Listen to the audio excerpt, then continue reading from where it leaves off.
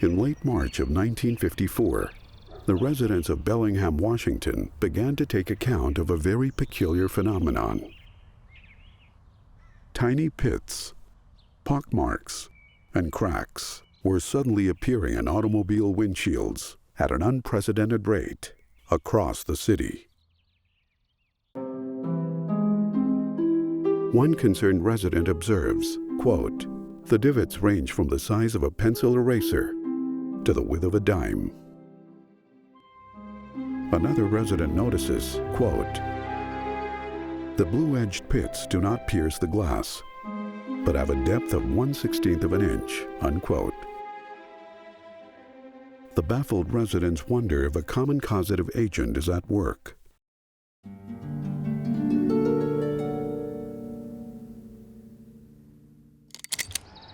Bellingham police believe the damage is caused by BB gun-wielding vandals who are, quote, "up to no good."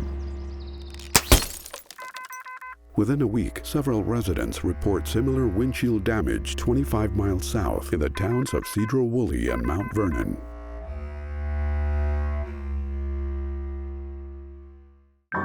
Tuesday, April 13th.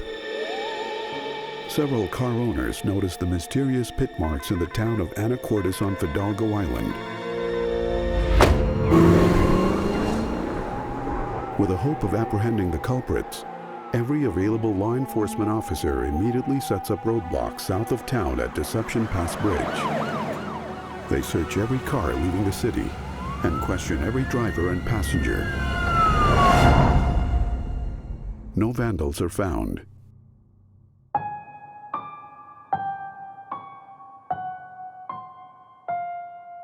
Farther south, similar pit marks appear on car windshields at the Whidbey Island Naval Air Station.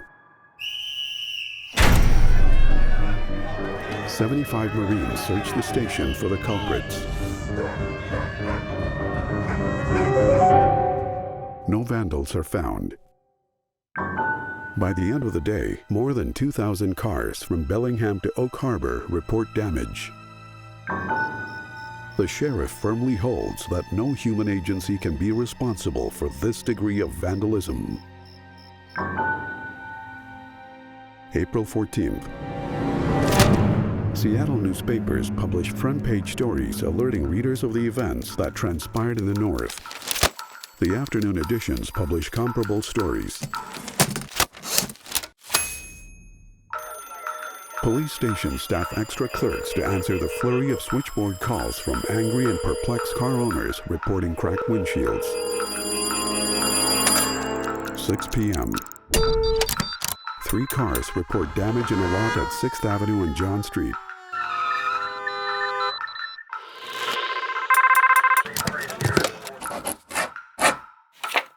9 p.m. Another report at North 82nd and Greenwood Avenue.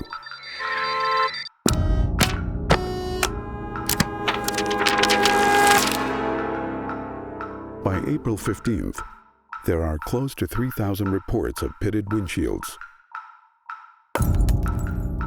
Thousands of additional cases are reported in California, Illinois, Indiana, Kentucky, Michigan, Ohio, Oregon, Wisconsin, and parts of Canada. In Mount Pleasant, Michigan, pockmarks are found on the glass panes of greenhouses. Several locations cite damage to airplane cockpit glass.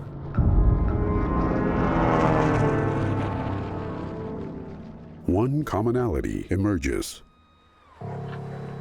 The damage never occurs on vertically positioned glass, such as the windows of homes. This leads citizens to believe that whatever is causing the damage is coming straight down from the sky at a high altitude. Several theories begin to circulate.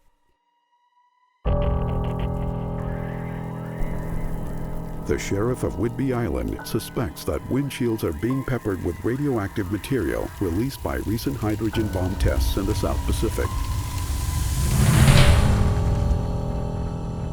Geiger counters run over every damaged windshield and every person who touched the pit marks. No radioactivity is detected. A Canadian scientist suggests microscopic marine creatures are projected into the stratosphere by hydrogen bomb tests, and the damage is caused by the impact of their skeletons on the windshield glass. No evidence of this is recognized. Some believe that a new million-watt radio transmitter at the nearby naval radio station produces radio waves that cause physical oscillations in the glass. The Navy commander calls this, quote, completely absurd. Some drivers claim to see glass bubbles form before their eyes, believing it to be the hatching of sand flea eggs that have been laid inside the glass. How this could occur and why they would all hatch at once was not clear. Some believe it to be the work of cosmic rays bombarding the Earth from the sun. This theory couldn't be readily proved or refuted. Others call it a manifestation of God's wrath.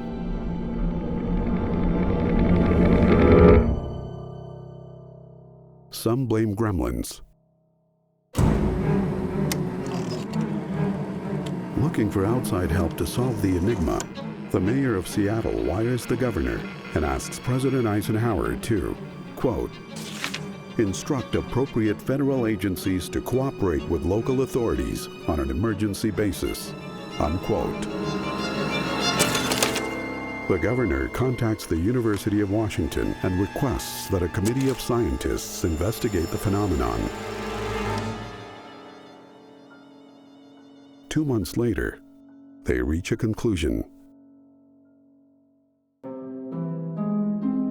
The scientists find the damage is most likely, quote, the result of normal driving conditions in which road debris from passing cars strike the windshields of trailing cars at highway speeds. The fact that most cars are pitted in the front and not the back lends credence to their theory, along with another observation. The older the car, the more damage it receives. Because car owners were so accustomed to looking through their windshields instead of at them, when news of damage first spread, they inspected their windshield and took note of its damage for the very first time. This confirmed their belief in the supposed epidemic, when in reality, the damage had been there all along.